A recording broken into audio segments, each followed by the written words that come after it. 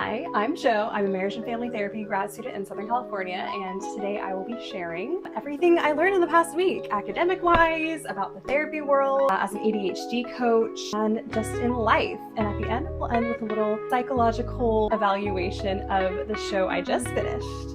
So without further ado, let's get started. So this week at school, I started my new classes, Gender and Sexuality, which I call Sex Ed for Adults, Psychopharmacology, and Clinical Foundations 3. So let's jump in with Gender and Sexuality. Most clinical sexual issues are not found in the DSM-5-TR. Some examples are worries about sexual potency, lack of desire, etc., but they are still things that clients will often bring up. So it's important to feel comfortable talking about them and know how. Number 2, sex education is always happening and it does not end when we become adults. Through things our parents told us or didn't tell us growing up, how they responded to our questions. A healthy parenting message would be something like, I'm so glad you're asking me about this. You can come to me anytime and we can talk about it. It's likely most of us did not have that, and many of our clients would not have that. But we learn about sex and expectations around that and body image through TV, porn, erotica, romance novels. The average age a child now looks at porn is 10 years old. So we're learning those things early on. We internalize messages like, this is what my body is supposed to look like, or what sex is supposed to be like. And that can become really unrealistic and really demoralizing if we don't have that same experience. Third, messages in the church. A common message in the purity culture movement, which happened in the late 90s, early 2000s among Christians, is guys can't control themselves. So it is the woman's responsibility to dress modestly, to make sure that they're not tempted. And you can imagine how that might affect people and affect clients coming in. Also, your virginity is the most important thing about you. If you wait until marriage, your sex life is going to be the best ever. And it's going to be this gift for waiting. A lot of clients might come in the therapy room and be like, I waited and that's not my experience. We're having issues. And now I'm having issues of faith. There's a lot of messages. Much of our adult life is spent unraveling those.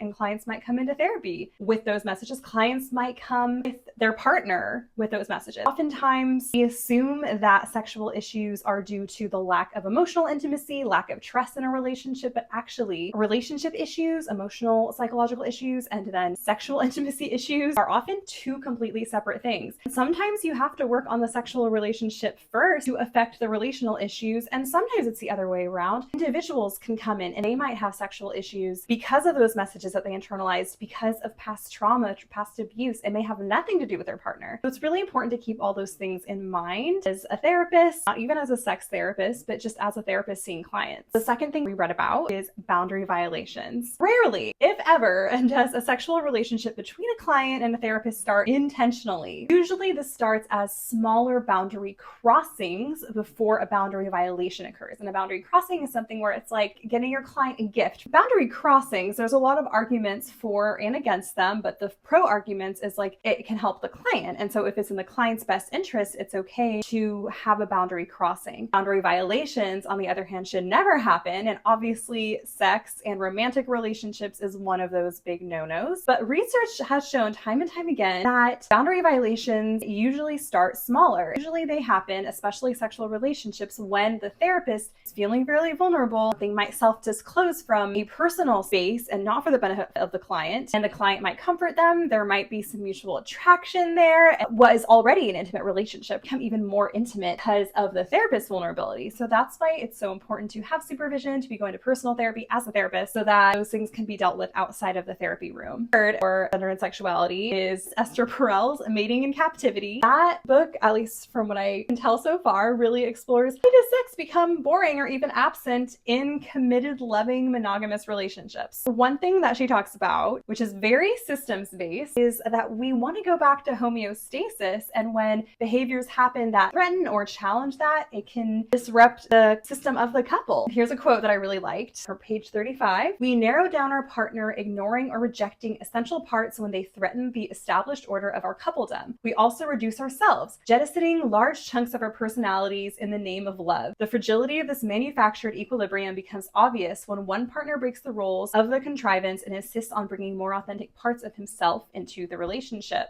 Eroticism is risky. People are afraid to allow themselves these moments of idealization and yearning for the person that they live with. It introduces a recognition of the other's sovereignty that can feel destabilizing. The typical defense against this threat is to stay within the realm of the familiar and the affectionate. I thought that was really interesting. She says in order to go to the next phase sexually, we have to have a level of the unknown. Moving on, we are now going to talk about Clinical Foundations 3. So this quarter, we are moving beyond feelings and process and how to talk with the client, and we are moving into modalities and theory. The first half of the quarter, we are using solution focused, and the second half, I believe we're doing strategic family therapy. So we are jumping into solution focus. I will actually be the first person because I just like to get things over with. So I will be leading an assessment session this week. So stay tuned next week for how that goes. I wanted to share a little bit about the basic tenets of solution focused therapy for those who are not as familiar. It is not pathology based. It is not etiology based. It is not feelings based. So it's really not concerned about the past or why something might have happened. That really challenged me at first. When I first learned about solution focused, I was like, this can't be helpful because it really doesn't dive into that. And I actually met the founder of one of the largest solution focused organization trainings in the world at the therapy conference that I went to in December. And I told him that, and we had a whole conversation about it over the phone. And he was like, actually, research has shown that it is effective. I've seen it in action. The hope that people feel the difference in the atmosphere of the therapy room, of the online space, is very palpable. So I'm excited to try it and get more into it this quarter. Again, it is not pathology based. It really is a mindset shift. It's helping clients see when the problem does not happen more than it does. So it's very strength based, kind of positive psychology-esque. Small steps lead to big change is another core principle. We need to acknowledge the small steps. Something else that my professor shared, which really stuck with me, was out of the past, present, and future, the future is what the client, in general, all of us have the most control over. That is what we can change, and that's why it's so powerful. One of the authors in the Solution Focus book said, I respect my client by focusing on their future. They also shared it can actually be more traumatizing for the client to bring up their trauma again, and that's why they appreciate solution focused, because the client doesn't have to rehash the past. Another core principle is a solution does not necessarily have to do with the presenting problem. Solution focused therapists also use presuppositional language when your miracle occurs versus if your miracle occurs. One of the basic principles is that healthy patterns do exist, but they often go unnoticed. And so it is the therapist's role to help clients find those healthy patterns and pick them up like treasure. They also say that resources are hidden in plain sight. Clients have resources and expertise to help themselves. The client is the expert. Therapists would probably ask about exceptions to the problem. Some example questions are, when was the time you did communicate well? Because solutions already exist in past exceptions. When are the times when a small piece of your miracle is already happening? When are the times when your confidence is high and you feel like you will accomplish what you wish? When is your marriage at its happiest? Preferred future questions. This often has to do with the miracle questions, which is a very, very foundational part of solution focus. Suppose you were to wake up tomorrow and a miracle had occurred. What would be different? What would your day look like? To me, it's almost like manifestation. We want clients to be future and forward thinking and thinking about possibilities. Difference questions. What difference would it make if you insert action here? What is different or better? How will you feel when that happens? We have scaling questions on a scale of 0 to 10, with 10 being the day after the miracle occurs and 0 being the worst it has ever been. Where would you say you are today? On that same scale, where would you like to be at the end of successful treatment? What things could you do between now and the next time we meet that would move you up the scale just half a point? We have attribution questions. How have you been able to survive the problem for this long? So you were able to move up your scale this week, 2 points. How did you do that? What attributes do you have that allowed you to move up the scale this week? Something my professor said is that we are helping clients see the light and we are cheerleading them. I love that. Moving on to psychopharmacology, learning all about meds in the brain this quarter, which is fun. We basically focused on the history. It's crazy. Psychiatry as we know it really hasn't existed since the 1950s. Before that, if you go back a really long time, you had like bleaching, even into the 30s, 40s, you had lobotomies, you had electrocompulsive shock.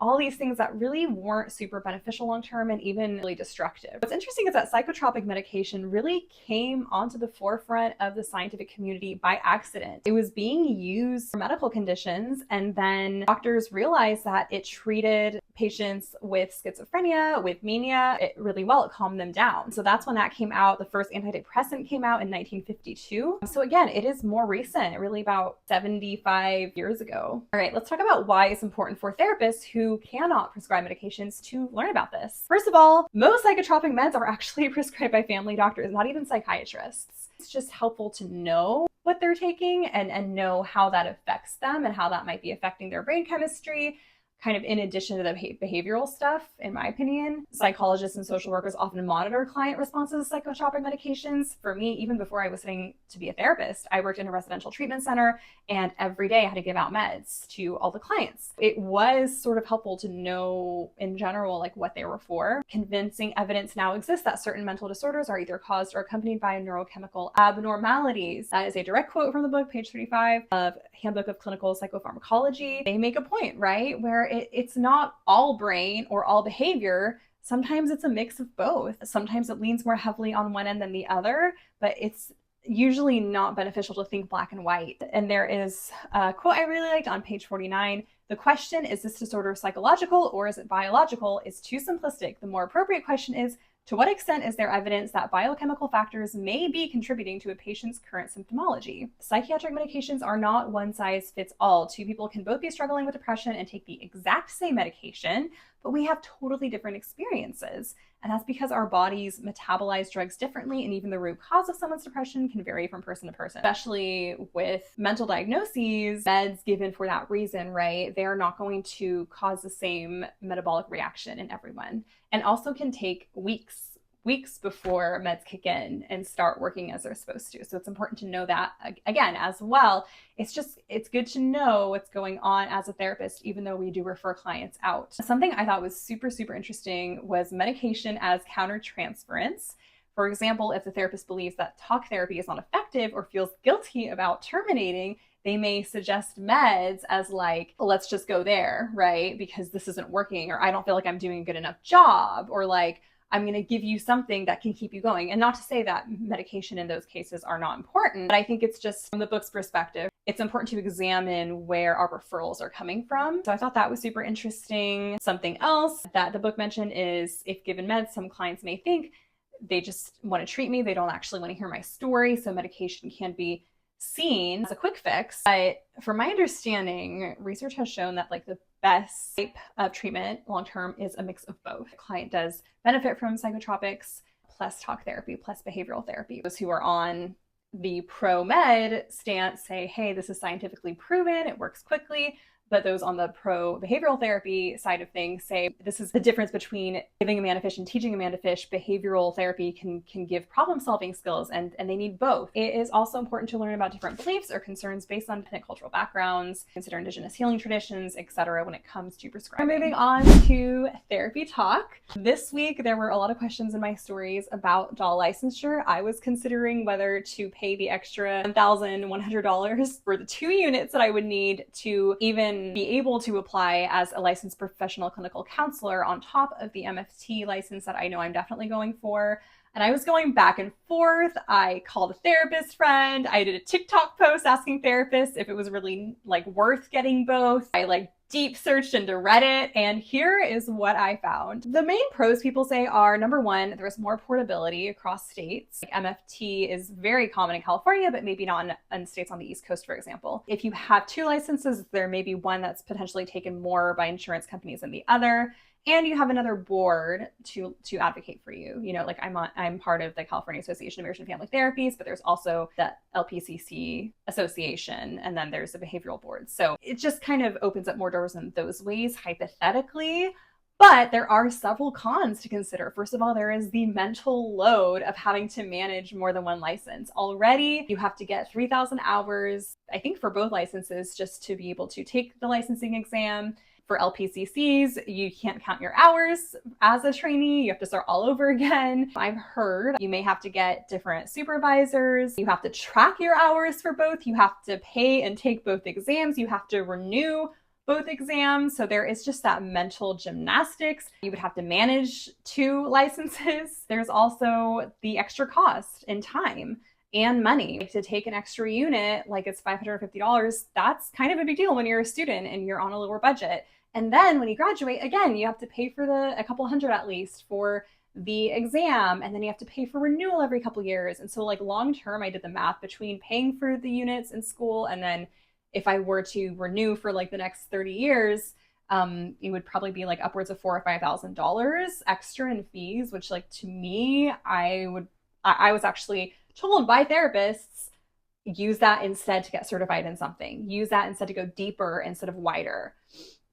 There's also the ethical question of like, well, which license am I operating from right now? Because MFT, right, you're thinking systems, you're thinking families, couples, and individuals. Whereas LPCC, you are really thinking individual, ideology, and all that, right? And then if you're part of 2 professional organizations, you're under 2 boards, and that can get a little bit wonky, in my opinion. This was not professional advice I received, but I did read some articles that said the same thing. Again, there is a longer supervision requirement. So ultimately, I decided to not take the extra 2 units that I would need, which basically bars me from ever being able to get a second license.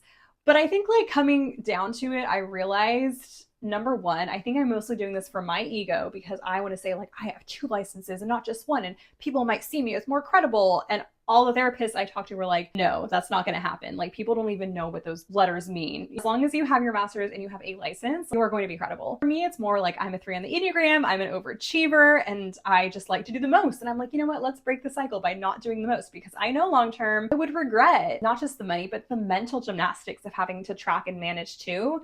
I feel like that would just be a little bit burdensome for me. And then even for the units right now, it just wasn't super financially feasible to take the extra ones. So that was my decision. I just wanted to share that since I did have some questions about that. Coaching corner this week. So again, as I said at the beginning, I am an ADHD/executive function coach. So I help a college-age client organize her life, plan. It's sort of life coaching. I'm able to integrate some of the process things I learned in school, such as reflective questions and listening and all that. It is obviously very different than therapy. One thing that I learned this week when I went to this training was that accommodation for client anxiety can increase maladaptive patterns. So this was actually a video conference about highly dependent adults. They're super dependent on their parents in different ways, whether emotionally, financially. And it just kind of made me think back to talks I've heard about how when we give into compulsions that may relieve the anxiety short term, but like long term, it makes things worse. Same with anxiety, right? When we give into our phobias, when we give into those things, it actually just increases the pattern. Facing those things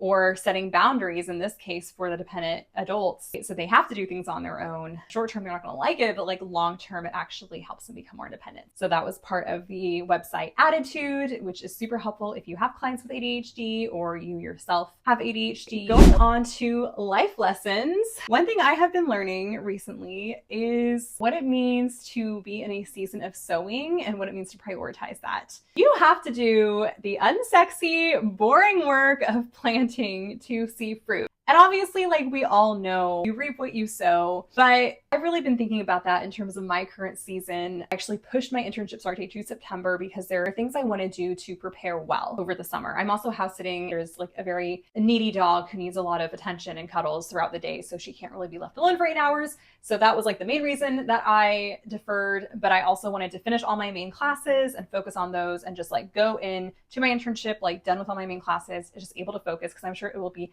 a very steep learning curve. I've learned whenever I start something new, I'm very exhausted. But I also wanted to prepare mentally, emotionally, financially. I have done telehealth for my grad school and college, but I really want to get into in-person therapy within the next few weeks to just have that experience for myself and also work through some things so that I'm not bringing in as much countertransference. We're always probably going to bring in a little bit countertransference. That's why we have supervision. We're never going to be fully prepared for anything. If I can take steps to just be a little bit more ready, then that will be great. And financially as well, it's an unpaid internship. I work right now, but those hours may not be guaranteed in the fall, especially if I'm commuting 3 days a week to do my clinical hours. So I am doing all the boring work of taking review videos as an Amazon influencer, of really building up my social media so that hopefully end of the summer it's monetizable, doing some extra work hours at my current job because I probably won't have time later. It's hard. Like, it's just me at the house, like working from home, doing this stuff and not seeing immediate fruit. This stuff is things that could take weeks and months, even in therapy, right? Sometimes things get worse before they get better.